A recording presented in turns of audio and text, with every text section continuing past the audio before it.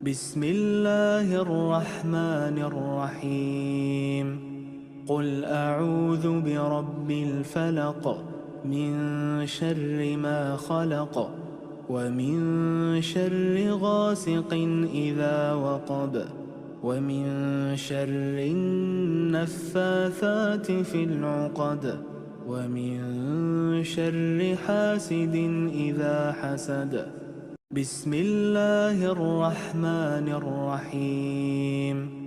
قل أعوذ برب الفلق من شر ما خلق ومن شر غاسق إذا وقب ومن شر النفاثات في العقد ومن شر حاسد إذا حسد.